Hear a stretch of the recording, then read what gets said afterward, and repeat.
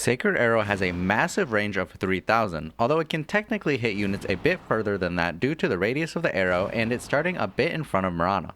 The further the arrow travels, the more damage and longer stun duration it applies, but you don't need to hit units at the max 3000 range to achieve the arrow's full potential.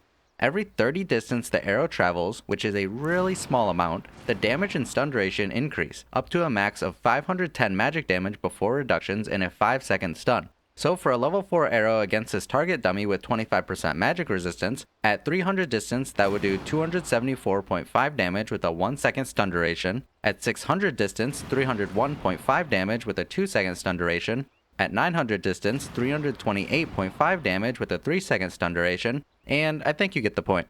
The range the arrow needs to travel to reach the max damage and stun duration is only 1500, not the total 3000 range that it can travel. So Pudge and Slark are being damaged and stunned for the same amount. Anything in this range of 1500 to the max 3000 will be the same damage and stun duration. Sacred Arrow has a long cast animation, making it pretty obvious when Mirana is about to use it, but there's a sneaky little trick you can do in combination with Leap to make it not so obvious. If you use Sacred Arrow immediately after using Leap, you'll throw the arrow out just after you land, making it a lot harder for your enemy to dodge it. This is because the cast animation will start while Mirana is in the air. This is especially helpful when you're chasing someone down.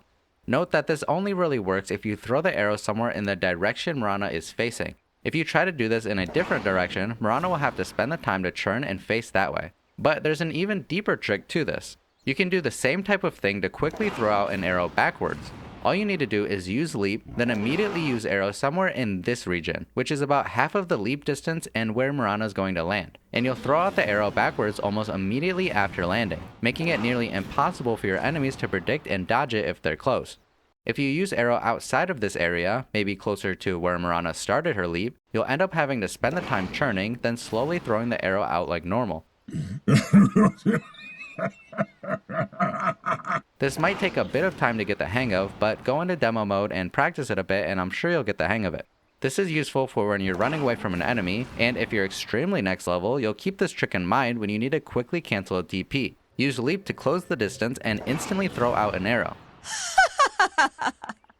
Sacred Arrow instantly kills creeps, not including ancients. This is especially useful for grabbing some easy gold and XP from neutral camps. It's also a great way to stop an enemy's push by insta-killing their siege creep. Sacred Arrow will even insta-kill the lane creeps if they have Glyph active. Note that undying zombies will fully tank Sacred Arrow and won't even die. Although they're zombies, so I guess they're technically already dead. You know what I mean. And there's this weird mechanic with Arrow that I don't think many people realize. If you press the thumb on this video, I'm trying to think of new ways to say it, all Sacred Arrows you throw next game will have heat-seeking technology that instantly locks onto your target. I don't lie about these things, try it out yourself. Sacred Arrow provides 400 flying vision while traveling. The 400 vision stays for 3.5 seconds wherever the arrow ends. That could be when it reaches its 3000 distance range or when it hits a unit. Flying vision means it's not obstructed by trees or higher elevation like cliffs. Why it gives vision of a cliff like this, even if it's not up there, I'm not quite sure. It doesn't seem too realistic. But then again, Mirana's realism doesn't seem to be too much of a concern for Valve. Regardless, this makes Sacred Arrow a valuable scouting tool, especially for later stages of the game, like when needing to check Roche. It gets even more valuable with Mirana's level 25 talent, which is +2 multi-shot Sacred Arrows. This shoots an extra arrow 25 degrees to the left and 25 degrees to the right of the original arrow path. And you can see here how much vision that gives over an area, which can be pretty impactful.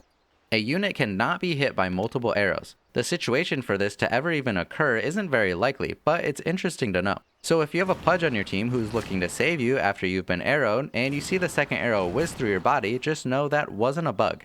This actually makes it possible to hit a unit right in front of you, and 1 or 2 units behind them, since one arrow will hit the first unit, then the following arrows will ignore the already hit target. Using the arrow plus leap trick we went over earlier will work the exact same once you have this talent. It'll just throw the extra arrows like normal. Mirana's Aghanim Scepter upgrade causes Sacred Arrow to release a Starstorm on enemies along the travel path of the primary arrow, and a second weaker Starstorm hit on the unit Sacred Arrow hits. This means if you have the level 25 multi-shot arrow talent, the Aghanim Scepter Starstorm will only trigger for the primary arrow, not the 2 additional ones that get thrown out. The search radius of the arrow to see if it should hit a unit with Starstorm is 500, which is the same range as using Holy Locket on your teammate, or a little less than the range of using Force Staff on someone. If you want me to go over any other of Mirana's spells, let me know. If you like this video, you might want to check out my playlist of videos just like this one where I go over in-depth mechanics of spells or various other things in Dota.